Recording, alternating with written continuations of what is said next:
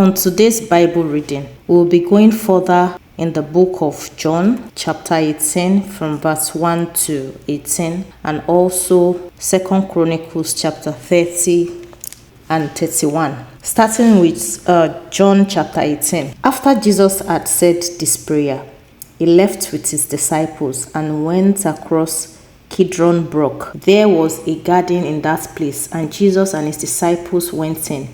Judas, the traitor, knew where it was because many times Jesus had met there with his disciples. So Judas went to the garden, taking with him a group of Roman soldiers and some temple guards sent by the chief priests and the Pharisees. They were armed and carried lanterns and torches. Jesus knew everything that was going to happen to him, so he stepped forward and asked them, "Who is it you are looking for?" "Jesus of Nazareth," they answered. "I am he," he said. Judas the traitor was standing there with them. When Jesus said to them, "I am he," they moved back and fell to the ground. Again, Jesus asked them, "Who is it you are looking for?" "Jesus of Nazareth," they said. "I have already told you that I am he." Jesus said, "If then you are looking for me, let these others go. Let these others go." He said this so that what he had said might come true. "Father, I have not lost even one of those you gave me." Simon Peter, who had a sword, drew it and struck the high priest's slave, cutting off his right ear. The name of the slave was Malchus. Jesus said to Peter, "Put your sword back in its place. Do you think I will not drink the cup of suffering which my Father has given me?" Then the Roman soldiers with their commanding officer and the Jewish guard arrested Jesus, tied him up, and took him first to Annas. He was the father-in-law of Caiaphas, who was high priest that year. It was Caiaphas who had advised the Jewish authority that it is better that one man should die for all the people. Simon Peter and another disciple followed Jesus. Simon Peter and another disciple followed Jesus. That other disciple was well known to the high priest. So he went with Jesus into the courtyard of the high priest's house, while Peter stayed outside by the gate. Then the other disciple went back out, spoke to the girl at the gate, and brought Peter inside. The girl at the gate said to Peter, Aren't you also one of the disciples of that man?" "No, I am not," answered Peter. It was cold, so the servants and the guard had built a charcoal fire and were standing around it, warming themselves. So Peter went over and stood with them, warming himself. Hallelujah. Going to the second chapter of the day, which is 2 Chronicles 30 and 31. Chronicles chapter 30. The people had not been able to celebrate the Passover festival at the proper time in the first month because not enough priests were ritually clean and not many people had assembled in Jerusalem. So King Hezekiah, his officials, and the people of Jerusalem agreed to celebrate it in the second month. And the king sent word to all the people of Israel and Judah. He took special care to send letters to the tribes of Ephraim and Manasseh, inviting them to come to the temple in Jerusalem to celebrate the Passover in honor of the Lord, the God of Israel. The king and the people were pleased with their plan, so they invited all the Israelites from Dan in the north to Beersheba in the south to come together in Jerusalem and celebrate the Passover according to the law, in larger numbers than ever before. Messengers went out at the command of the king and his officials through all Judah and Israel with the following invitation: "People of Israel, you have survived the Assyrians' conquest of the land. Now return to the Lord, the God of Abraham, Isaac, and Jacob, and he will return to you. Do not be like your ancestors and your Israelite relatives who were unfaithful to the Lord their God.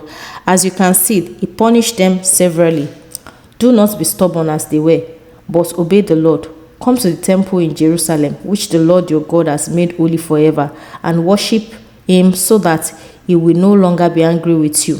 If you return to the Lord, then those who have taken your relative away as prisoners will take pity on them and let them come back home. The Lord your God is kind and merciful, and if you return to him, he will accept you. The messenger went to every city in the territory of the tribes of Ephraim and Manasseh, and as far north as the tribe of Zebulun, but people laughed at them and made fun of them. Still, there were some from the tribe of Asher, Manasseh, and Zebulun who were willing to come to Jerusalem. God was also at work in Judah and united the people in their determination to obey his will by following the commands of the king and his officials. A great number of people gathered in Jerusalem in the second month to celebrate the festival of unleavened bread. They took all the altars that had been used in Jerusalem to offering sacrifices and burning incense and threw them into Kidron Valley. And on the 14th day of the month, they killed the lamb for the Passover sacrifice. The priests and the Levites, who were not ritually clean, became so ashamed that they dedicated themselves to the Lord, and now they could sacrifice burnt offering in the temple. They took their places in the temple according to the instruction of the law of Moses, the man of God. The Levites gave the blood of the sacrifices to the priests, who sprinkled it on the altar. Because many of the people were not ritually clean, they could not kill the Passover lamb, so the Levites did it for them and dedicated the lambs to the Lord. In addition, many of those who had come from the tribes of Ephraim, Manasseh, Issachar, and Zebulun had not performed the ritual of purification, and so they were observing Passover improperly. King Hezekiah offered this prayer for them. O Lord, the God of our ancestors, in your goodness, forgive those who are worshiping you with all their hearts, even though they are not ritually clean. The Lord answered Hezekiah's prayer. He forgave the people and did not harm them. For 7 days, the people who had gathered in Jerusalem celebrated the festival of unleavened bread with great joy, and day after day, the Levites and the priests praised the Lord with all their strength. Hezekiah praised the Levites for their skill in conducting the worship of the Lord.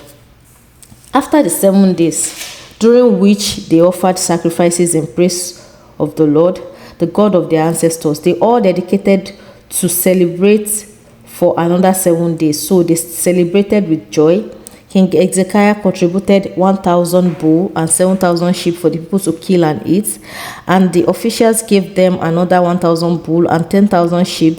A large number of priests went through the ritual of purification, so everyone was happy. The people of Judah, the priests, the Levites, the people who had come from north, and the foreigners who had settled permanently in Israel and Judah.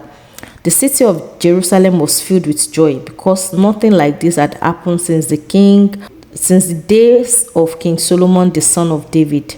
The priests and the Levites asked the Lord's blessing on the people in his home in heaven. God heard their prayers and accepted them. 2 Chronicles chapter 31. After the festival ended, all the people of Israel went to every city in Judah and broke the stone pillar, cut down the symbols of goddess Asherah, and destroyed the altars and the pagans' places of worship. They did the same thing throughout the rest of Judah and the territories of Benjamin, Ephraim, and Manasseh. Then they all returned home. King Hezekiah reestablished the organization of the priests and Levites, under which they each had specific duties. This included offering the burnt offerings and fellowship offerings, taking part in temple worship, and giving praise and thanks in the various parts of the temple. From his own flocks and herd, he provided animals for the burnt offering each morning and evening for those offered on the Sabbath, at the new moon festival, and at the other festivals which are required by the law of the Lord. In addition, the king told the people of Jerusalem to bring the offering to which the priests and the Levites were entitled, so that they could give all their time to the requirements of the law of the Lord. As soon as the order was given, the people of Israel brought gifts of their finest grain, wine, olive oil, honey, and other farm produce, and they also brought the tithe of everything they had. All the people who lived in the cities of Judah brought tithes of their cattle and sheep, and they also brought large quantity of gifts, which they dedicated to the Lord their God. The gifts started arriving in the 3rd month and continued to pile up for the next 4 months.